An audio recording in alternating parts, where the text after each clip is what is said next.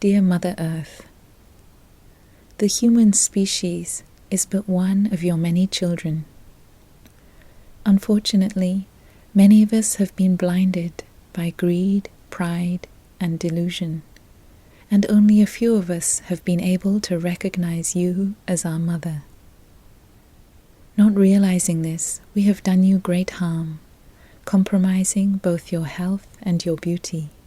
Our deluded minds push us to exploit you and create more and more discord, putting you and all your forms of life under stress and strain. Looking deeply, we also recognize that you have enough patience, endurance, and energy to embrace and transform all the damage we have caused, even if it takes you hundreds of millions of years. When greed and pride overtake our basic survival needs, the result is always violence and unnecessary devastation.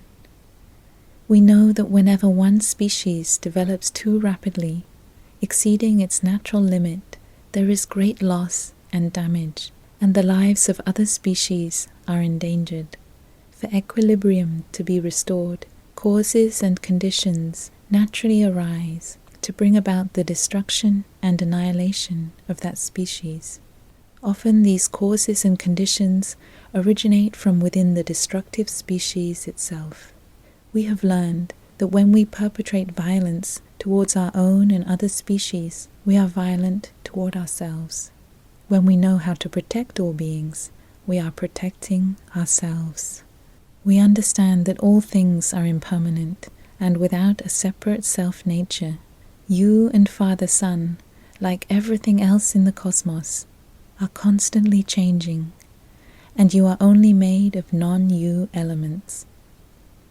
That is why we know that in the ultimate dimension, your lifespan, and that of all beings, is limitless, transcending birth and death, being and non-being.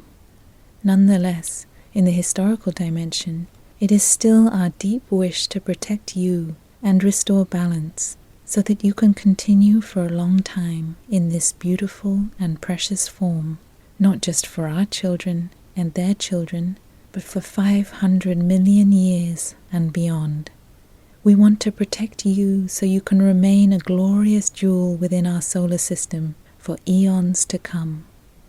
We know that you want us to live in such a way that in each moment of our daily lives we can cherish life and generate the energies of mindfulness, peace, solidity, compassion, and love.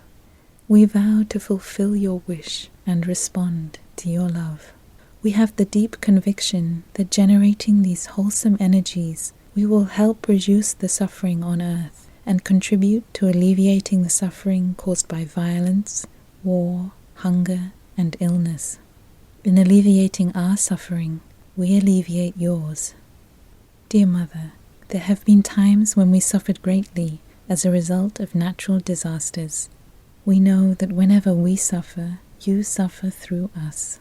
The floods, tornadoes, earthquakes, and tsunamis are not punishments or manifestations of your anger, but are phenomena that must occur on occasion so that balance can be restored. The same is true of a shooting star. For balance in nature to be achieved, at times some species have to endure loss.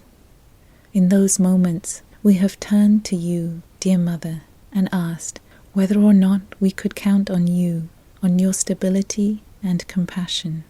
You did not answer us right away, and then, beholding us with great compassion, you replied, "Yes, of course, you can count on your mother.